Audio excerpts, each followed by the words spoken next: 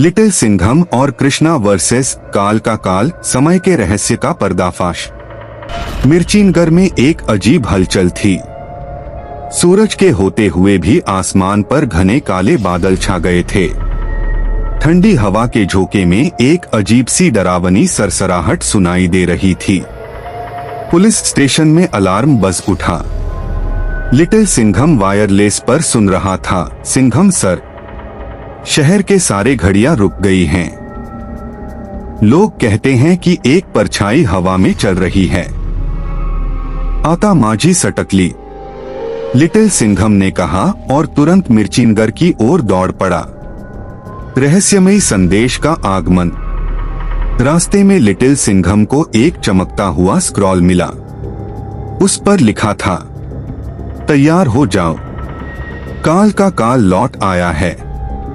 Little Singham ने इस नाम के बारे में पहले कभी सुना नहीं था, लेकिन उसे एहसास हुआ कि ये कोई साधारण मुसीबत नहीं थी।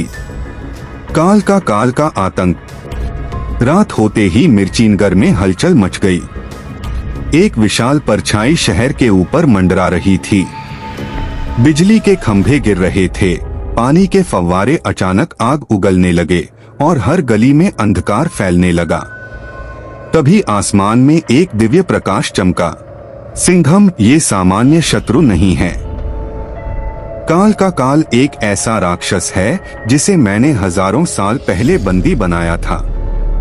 वह समय को नियंत्रित कर सकता है और यदि वह पूरी तरह मुक्त हो गया तो समय हमेशा के लिए रुक जाएगा। कालांतर गुफा की ओर सफर। लिटिल सिंघम और जहां काल का काल अपनी शक्तियां बढ़ा रहा था।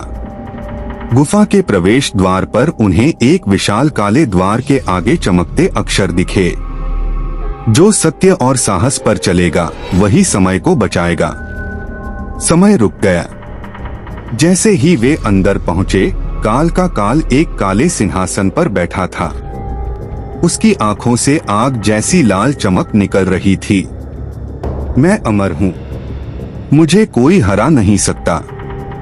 इतना कहकर काल का काल ने एक मंत्र पढ़ा और अचानक समय रुक गया। सड़क पर दौड़ती गाड़ियां रुक गईं, परिंदे हवा में ठहर गए और हर इंसान मूर्ति की तरह जड़ हो गया। अब सिर्फ काल का काल ही हिल रहा था। सिंघम का मास्टर प्लान।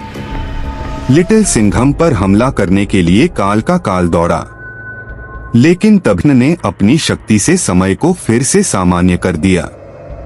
अब समय तुम्हारा साथ नहीं देगा, काल का काल, कृष्ण ने कहा। लिटिल सिंघम ने अपनी पूरी ताकत के साथ अपनी सुपर किक मारी, सुपर सिंघम किक। काल का काल पीछे हटा, लेकिन इससे पहले कि वह पलटवार करता, कृष्ण ने अपना सुदर्शन चक्र छोड़ दिया। चक्र ने काल का काल को घेर लिया और उसकी काली शक्तियां जलकर राख में बदल गईं। एक नया रहस्य।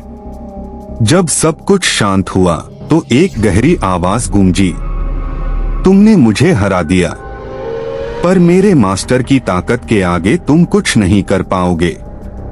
लिटिल सिंघम और कृष्ण एक दूसरे की ओर देख रहे थे। ये युद्ध तो अभी बस शुरुआत थी।